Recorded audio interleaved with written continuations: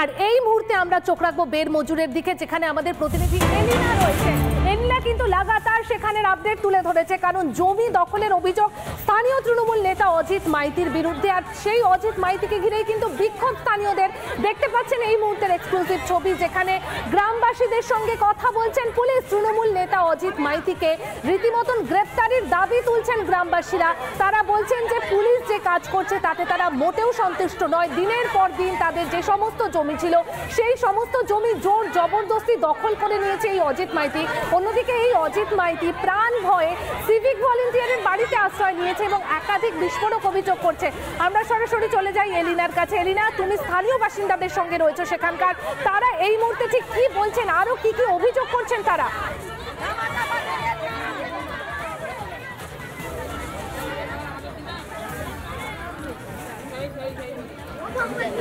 একেবারে পায়েল, দেখো আমরা প্রথম দিন থেকে সন্দেশখালীর পাশে ছিলাম এবং আগামী দিনেও আমরা সন্দেশখালীর পাশে থাকবো। সাধারণ মানুষের কাছে আমরা প্রতিজ্ঞাবদ্ধ, প্রতিশ্রুতিবদ্ধ। এই মুহূর্তে তুমি দেখতে পাচ্ছ আমার চারিদিকে স্থানীয় মানুষজন বসে রয়েছে। বেরমজুর গ্রাম নতুন করে কয়েকদিন ধরে উত্তপ্ত অবস্থায় রয়েছে। শেখ শাহজাহান, তার ভাই সিরাজউদ্দিন এবং একই সঙ্গে অজিত মাইতি, এই তিনজনের গ্রেপ্তারের দাবিতে আওয়াজ তুলেছেন গ্রামের মহিলারা। একের পর এক অভিযোগ, জমি দখলের মতো অভিযোগ থেকে শুরু করে ঘর বাড়ি ভাঙচুর করা হয়েছে তাদের। যারা গ্রামের পুরুষরা, যারা ছেলেরা, তারা গ্রামে ফিরতে পারে না শেখ শাহজাহানের ভয়। আতঙ্কে ঘুম উড়ে গিয়েছে স্থানীয় বাসিন্দাদের। গ্রামের মহিলারা আজকে এখানে লিখে রেখেছে, সুজিত বসু গো ব্যাক, শাহজাহানকে গ্রেপ্তার করতে হবে। একের পর এক প্ল্যাকার্ড হাতে আজকে মহিলারা বিক্ষোভ করেছেন। অজিত মাইতি একদম পাশেই একজন সিভিক ভলেন্টিয়ারের বাড়িতে আশ্রয় নিয়েছেন, অথচ তিনি জানাচ্ছেন যেমনটাই তিনি নাকি কিছুই জানতেন না। অথচ অজিত মাইতির নামে ভুড়ি ভুড়ি অভিযোগ করছেন এখানকার গ্রামের মহিলারা। কি বলবেন মাসিমা, কি কি অভিযোগ রয়েছে অজিত মাইতির? অজিত মাইতি জমি জায়গা নিয়েছে, মানুষের এক ঘর ভাঙতেছে, আমাদের ছেলে ভেঙে চুরমার করে দিয়েছে আর কেস করেছে। আর পুকুরকে লুটপাট করে, পুকুরে অত মাছ ছিল, লুটপাট করে সমস্যা। কি চাইছো? এই কেসগুলো যে করেছে ওকে উইথড্র করতে হবে অজিত মাইতিকে। অজিত মাইতি হ্যাঁ সাহিত্য চাইছি, আর যাদের নামে কেস করেছে তাদের উইথড্র করতে হবে। পুলিশ কি বলছে তোমার? পুলিশ কোনো কথাই বলছে না। পুলিশ কি বলবে? পুলিশ বিনা অপরাধে গিয়ে নিয়ে তুলে নিয়ে গেছে, নিয়ে সময় হলে ইয়ে করবে। হ্যাঁ, যাদের শাস্তি পাওয়ার কথা তাদের না তুলে, যারা বিনা ইয়েতে ঘুরতে তাদের তুলে নিয়ে গেছে। একেবারেই এখানে গ্রামের বয়স্ক মানুষজন থেকে শুরু করে যারা গ্রামের মহিলারা, এখানকার বহু মানুষ, তারা একের পর এক অভিযোগ করছেন।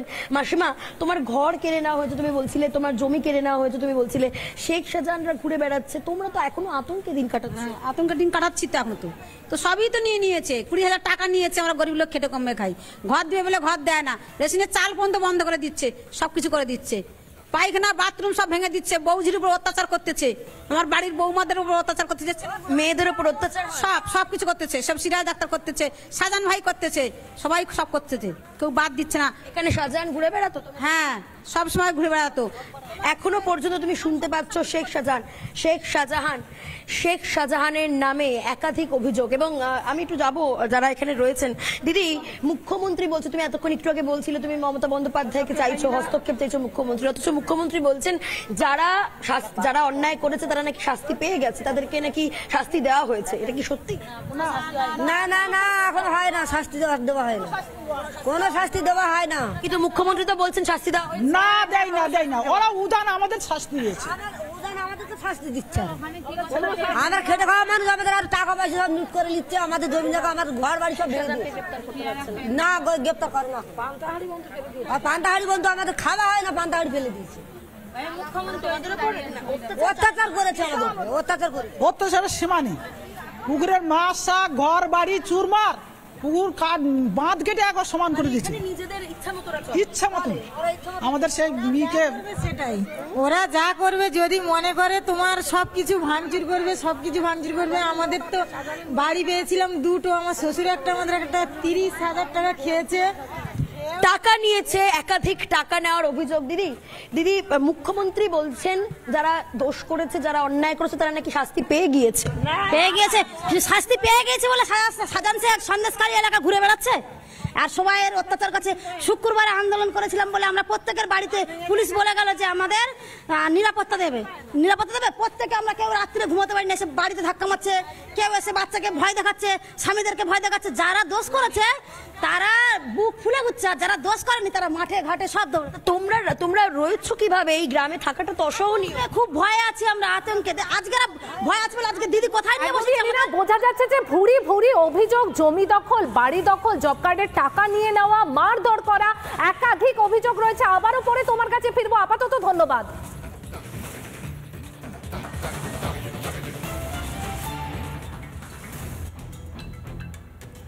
একদম প্রথম দিন থেকে আমরা সন্দেশখালীর খবর আপনাদের সামনে তুলে ধরেছি।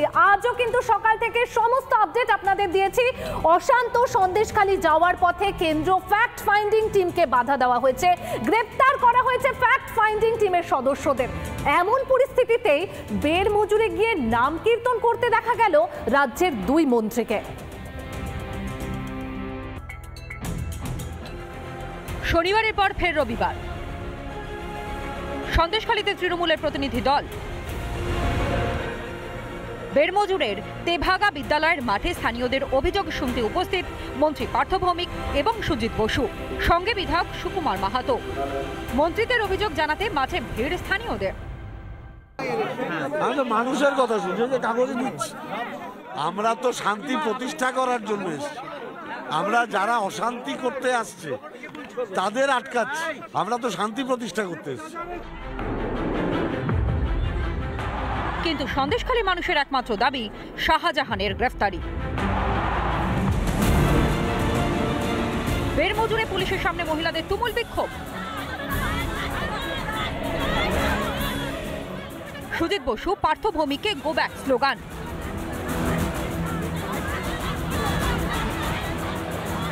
যদিও সন্দেশখালীর মা বোনেদের ক্ষোভের পেছনে বিরোধীদের উস্কানি রয়েছে মন্তব্য মন্ত্রীর।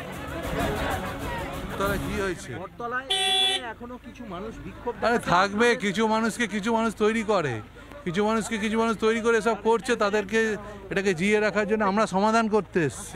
স্যালুট করি আমি সেই সব মা বোনদের যারা মাথা নিচু করেনি অন্যের কাছে, যারা সামান্য 500-1000 টাকায় মাথা নিচু করেনি, তাদের সম্ভ্রম, অনেক মর্যাদাবোধ, সম্ভ্রমবোধ, সম্মানবোধকে তারা গুরুত্ব দিয়েছে। তাই বাংলার মুখ্যমন্ত্রী তিনি মনে করেন যে বাংলার মা বোনেদের তিনি ভিক্ষা দিয়ে খরিদ করে নেবেন 500-1000 টাকায়, কিন্তু বাংলার মা বোনেরা আপনার 500 এবং 1000 টাকার উপরে তারা নিজের সম্ভ্রম, মর্যাদা, সম্মানকে প্রাধান্য দেয়। আপনি যে দেখে নিন এটা। সন্দেশখালীতে কাঁদছেন মা বোনেরা, আর সেখানে গিয়েই খোলে নিয়ে কীর্তন করতে দেখা গেল মন্ত্রী পার্থ ভৌমিককে।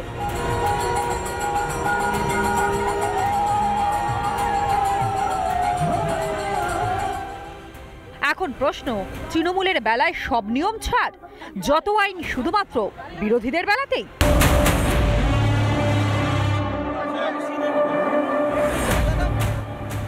রিপাবলিক বাংলা।